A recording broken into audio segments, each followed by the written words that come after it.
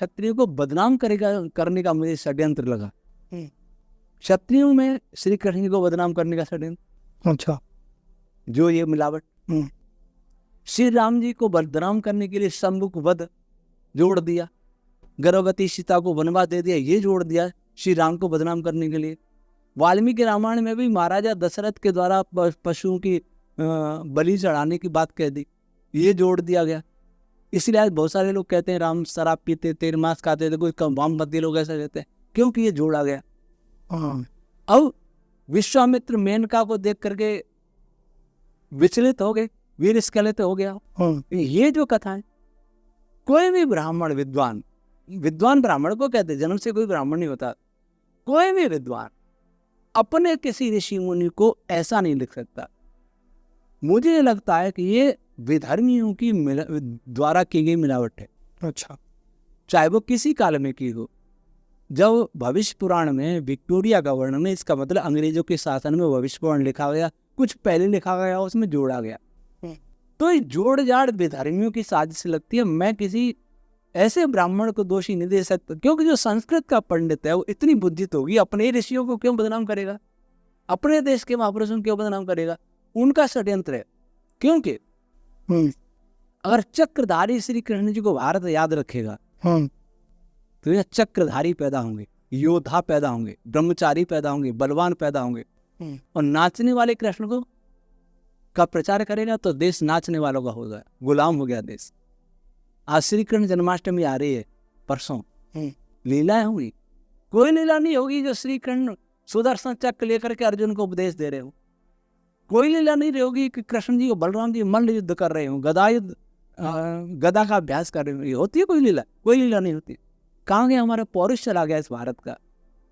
जिस देश में श्री राम श्री कृष्ण जैसे महापुरुष हों, जो विश्व विजयी थे, व्यास जी ने श्री कृष्ण जी को के लिए 3 विशेषण बहुत जबरदस्त कहे, गीता में भी है, महाभारत। अच्छा। एक तो योगेश्वर, योग पर जिनका पूरा अधिकार हो। मैं इसलिए जीवन मुक्त मानता हूं। हमारे यहाँ भी कुछ पैदा हो गए ऐसे जो कहते हैं ये साधारण पुरुष थे, परमात्मा नहीं। मैं ऐसे लोगों को पागल कहता हूँ। पागल भी नहीं कहता, मैं सोचता हूँ ये विदेशियों के एजेंट तो नहीं गई, वामपंथियों के एजेंट तो नहीं गई। दूसरा, अच्युत, जो धर्म के मार्ग से कभी हटे नहीं, वो अच्युत कहलाता है। अच्युत विशेषण केवल और केवल भगवान श्री कृष्ण के लिए प्रयोग किया महर्षि वेदव्यास जी ने। अच्छा, योगेश्वर, महर्षि वेदव्यास तो स्वयं योगेश्वर थे, जो योग दर्शन का भाष्य किया, जिन्होंने ब्रह्मसूत्र लिखा, जिन्होंने महाभारत लिखा। साधारण व्यक्ति थे क्या वो श्री कृष्ण जी को योगेश्वर कह रहे हैं। और योग में तो ब्रह्मचर्य यमों में एक आता है, अहिंसा सत्य अस्तेय ब्रह्मचर्य। और तीसरा विशेषण दिया उन्होंने विश्वजित, विश्व को जीतने वाले।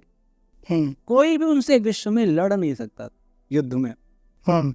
तो जो भीष्म पितामह की बात आई, भीष्म पितामह ने इन आक्षेपों को सुनकर कहा है, वेद वेदांग विज्ञानम जी, 1 पर्व का 38वें अध्याय का शायद 19वां श्लोक है।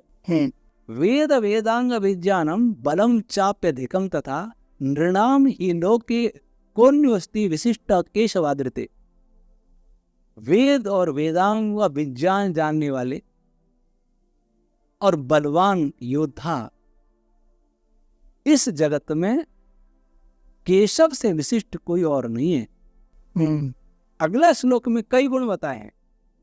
ये अच्युत हैं, दानी हैं, दक्ष हैं, मतलब कुशल एक्सपर्ट, विनयशील हैं, लज्जाशील, शिष्ट मतलब शिष्टाचार में परायण हैं। बहुत सारे गुण बताए। तो मैं तो कृष्ण भगवान को ऐसा ही मानता हूँ जैसा भीष्म पितामह बता रहे हैं। और जो भीष्म पितामह बता रहे हैं वो महर्षि वेदव्यास जी लिख रहे हैं। अच्छा, तो एक चीज ये भी है ना कि ठीक